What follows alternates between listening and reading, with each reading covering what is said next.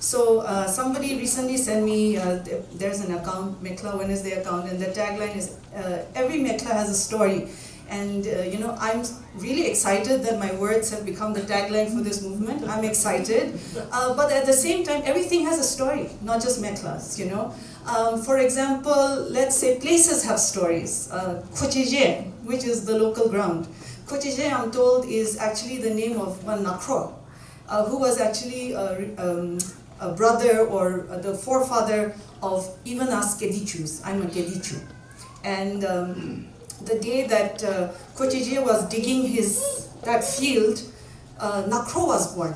So they said, your son is born, and since he's from Jotsoma, and he was digging this field in Kohima, so you know where Jotsoma and Kohima are.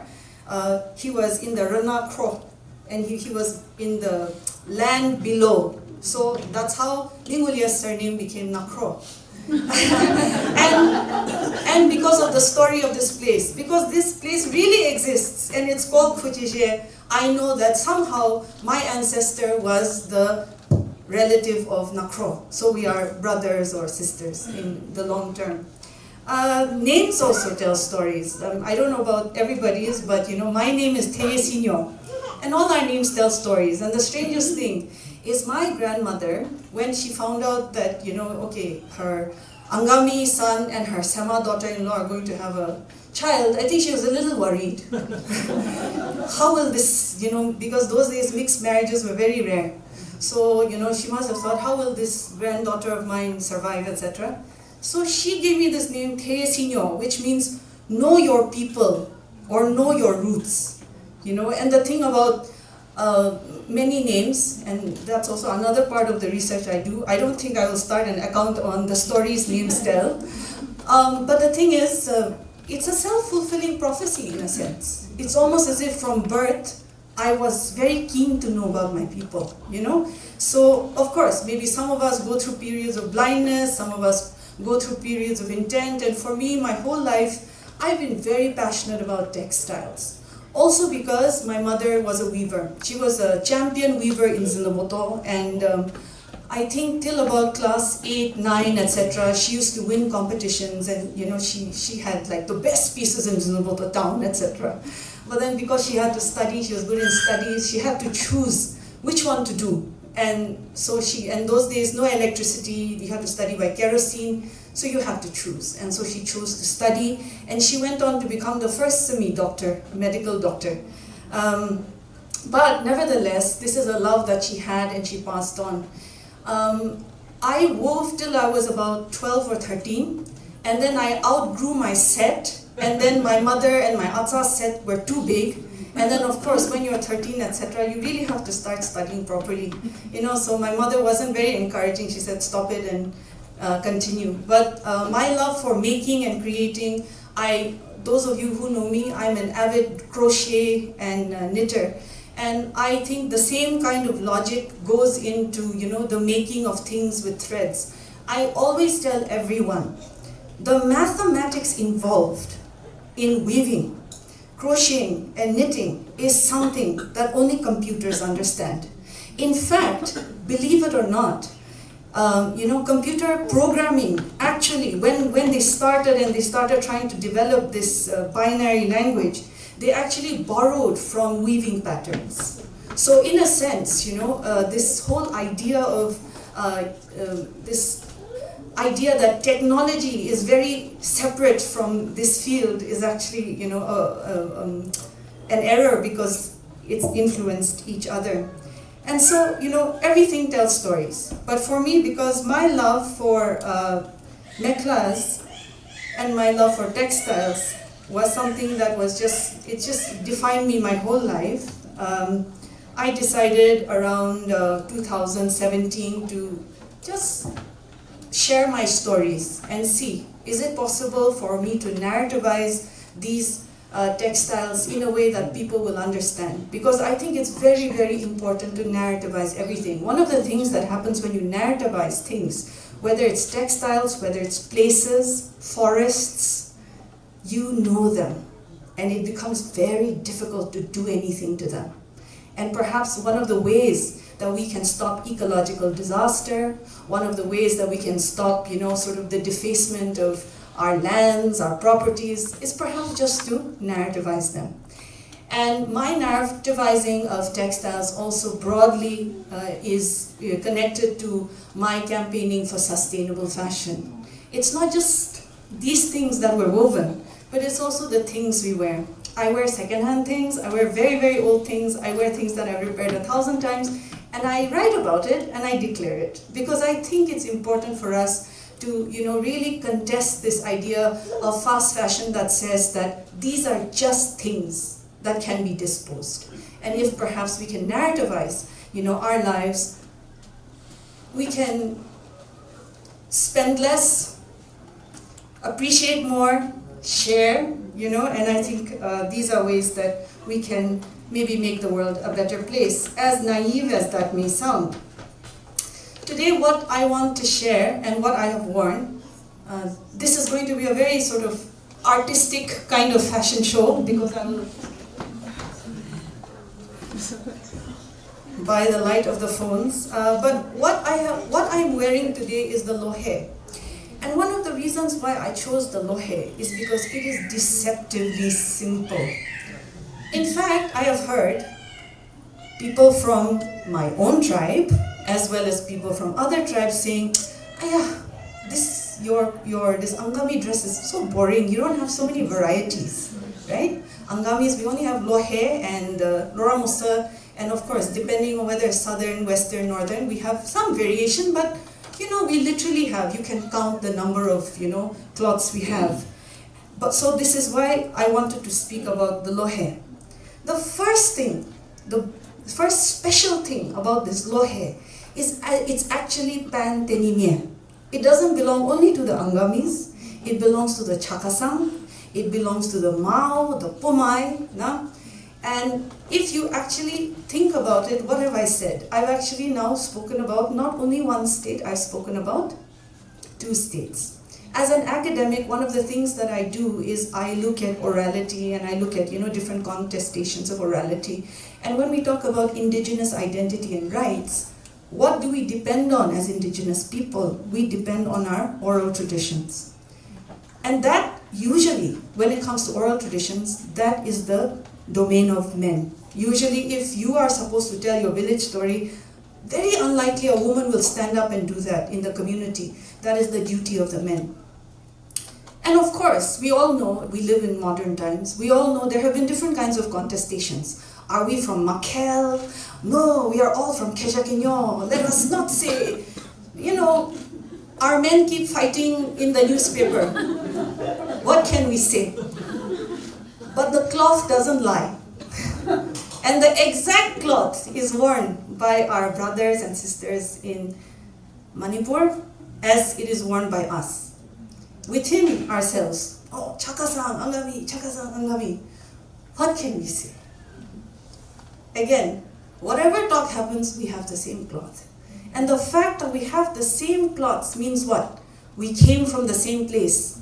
That we were once together and that we are connected by blood. And this, for me, I find is one of the most empowering and beautiful things about the Lohe, is that let identity politics come, let different divisions come. But as long as we have this cloth, we will know that at the end of the day, we were all one. And perhaps that is the contribution that women and weavers can make in the, sort of increasing divisiveness of public dialogue. Perhaps we can keep pushing for unity and oneness. The second thing that I love about the Lohe is that it's unisex. So the bottom one is not unisex. It's actually part of a set. I actually have the matching shawl, and I could have perhaps appeared here much more stylish than, now. But the reason that I chose to wear this red Lohe is the red Lohe, which our artist has also worn, is the exact same Lohe that a woman and a man can use. And I think that is, again, something very extraordinary, and I find that this is, again, something that we have to be proud of. Because now we talk about women's rights, gender equality, etc. And to think that our forefathers and our foremothers were absolutely comfortable wearing the same cloth, and that it did not disturb anybody's idea of power or gender identity. So this is, we think about progress and modernity as better than tradition. But there are things tradition can teach us that perhaps modernity is only discovering right now. The other thing about Angami clothes, and let's say the Lohe, is that yes, we have spoken about social hierarchies and structures.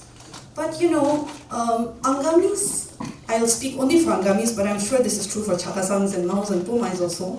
But I'll speak only for Angamis because I think it's important to only speak for ourselves according to our tribes. But Angamis are notoriously egalitarian. Nobody wants to be lower than anybody else. Nobody wants anybody else to be higher than them. One of the things I tell my friends who are not, Kohima natives, who are not from Kohima, when they come and settle and they start buying meat, they complain all the time. What kind of butchers do you have in Kohima? Cannot buy any piece we want without having to buy some hardi or nak or pet or dat, And I always explain this phenomenon to them. This is purely my own academic analysis, but my analysis is through a sociological approach to this, the idea of distribution. Is when you go to the butcher in Kohima, what do you learn? You are not special. You can buy the meat, but you are not special. You will take everything that everybody else takes. And that's why they cut up all the undesirable pieces, and whatever you say, you will get one of those undesirable pieces. This is the best example of this very determined Angami characteristic we have. That nobody will be higher or lower, we are all the same. We will eat all parts of the animal. So perhaps this is one of my theories as to why we Angamis have this Lohe, because there is no distinction. The Lohe can be worn by anybody. The Lora Musa can be worn, I'll tell you about the Lora Musa, but the Lohe can be worn by anybody. And this is one of the things, is when you come into the Theyiesinuo community, there is this really, great desire for the community to accept everyone. And this idea that nobody should feel out of place or nobody should feel lesser or higher than anybody else. And this is something that is expressed through our cloth. Now let me talk about the technical aspect of the Lohe, because I'm sure all of you are familiar with Auntie Abeni TCK. She's, really one of the OG Mekla Mamas, and she's one of my idols. But since she has lived in Kohima for very long, and she's also had a very pivotal role to play in the development of Lotha textiles, one very funny thing she told me. She said, Theye, the reason that your Angami textiles are very simple is because you all are very simple, uncomplicated people. But we Lothas were very complicated, and that's why our designs are equally complicated. And I think that's such an interesting theory. Right? That's her theory, not mine.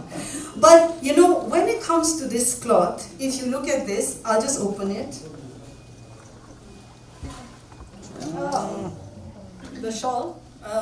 The shawl, it has 3 panels, and all of it, the whole body is black, and you have red and green. Now, if you look at this, all of you know what the warp and the weft is, right? The warp and the weft refer to the yarn that goes this way, and the other one that goes, you shoot it through, and that's how you make the cloth. Now, unless it is very tight, the black will show through the red and the green. The black will show through the red and the green. And there's nowhere to hide. There's no pattern on top. There's nothing to hide it. If you're a bad weaver, everybody will know. Nobody will buy your shawl. And so this, the Lohe in that sense, it really, especially since I'm also somebody who makes all this with wool and thread, etc., you really understand, that it takes a kind of craftsmanship to make something simple rather than something complicated. For the maker, there's nowhere to hide. The other thing is that if you notice, and this is not just for Angami textiles, it's for all the textiles. If you look, one of the things is that when you go from traditional to modern, all our mekhlas, women's mekhlas in particular, they've increased in size. Why is that? Because once upon a time, we used to actually spin our yarn to make our cloths. That means physically, you had to do it. You had to do everything from scratch. You had to harvest, spin, and do. There was not enough. You had to make from your harvest and from the yarn that you made, you had to make enough for your whole family. And many times, all the mothers will nod here, but the thing is, first, of course, you will make it for your husband, then you will make it for your kids, and how much is left? So if you look at, these women in the village, many of them, they still walk like this. Okay, they hold their mekhla like this. Even if now we have enough yarn to buy and to make a full wrap, they still hold it. It's a habit. Why? Because those days you had just enough to cover yourself. No? And so in the same way, even this lohe, these days, the style is long, and now it's become almost the longer the better. No? So the younger women, they'll wear high heels so that it comes out very long. And so, it's interesting. But if you look at, the way the old ones wore, if you look at the old pieces, they're actually shorter. So it really talks about, different ways that technology, the market demands, these are, changing the form of the jecha. And of course, the last argument will be, we wear long mekhlas now.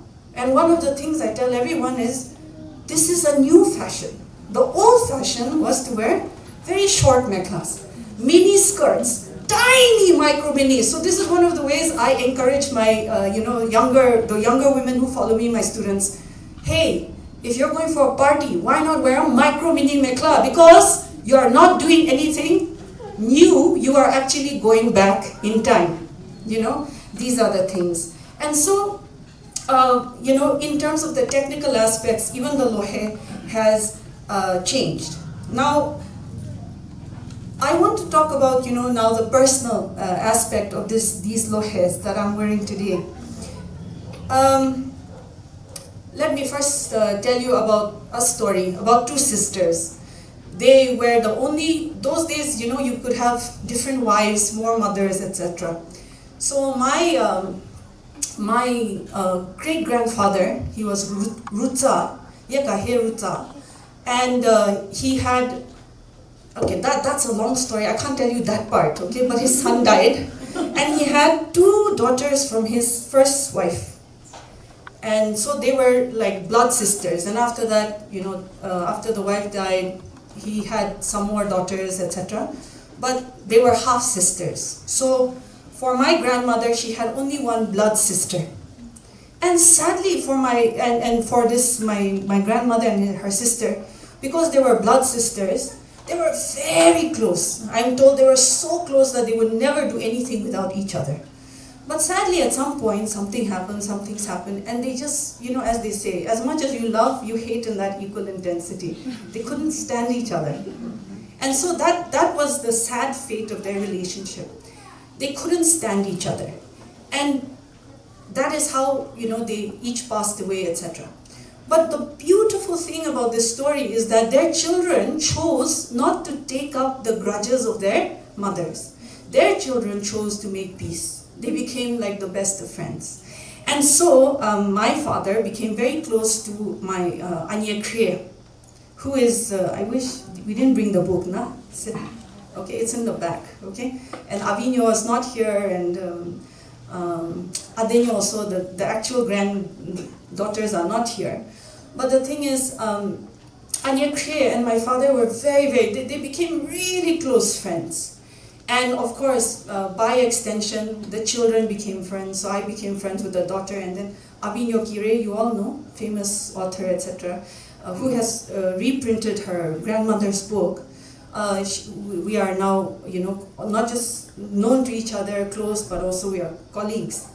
And out of the blue one day, she told me, my mother is saying she wants to give you one of her lohes and also atzas.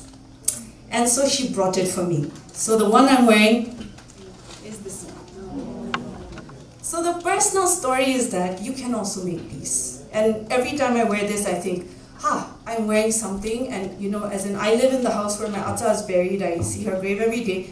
And I think this is how we make peace. We can make peace through cloths as well. And this one is, one of my oldest Lohe sets given to me by my parents. And as I said, my mother is a champion weaver. So she's very, as they say, kechara about weaving. So this is one, as old as it is, and it's very old now because she gave this to me when I was 16 years old. So I've been wearing this since I was 16. But this is one of the best pieces I own. It's just so beautifully made that, nothing. I know for sure that this is one of the best pieces, But also, this is a token to me of since I don't have brothers, and for me, for my parents, it's like I'm son and daughter. So this is a token to me of like what I mean to them. So these are the personal aspects. I just hope that this brief talk I've given allows us to understand how important it is, not just to look at textiles, but also to look at everything else. One, but the second thing is to really appreciate versions. There are versions to everything. Rita beautifully has told us the story of the Hapidasa, Yes, it belongs to her village. Yes, it belongs to the Chakasang, but it also belongs to the Tangkhul. It also belongs to the Meitei. And everybody has their own stories. And I think what textiles teaches us is not, it's my story and my story is the only one and it's right. Because I think when it comes to oral traditions, when it comes to, that official premise of official kinds of traditions that all the tribes keep fighting over. And now, our tribes, we all want to keep breaking. We're making so many different new tribes. We all want to break away from each other, etc.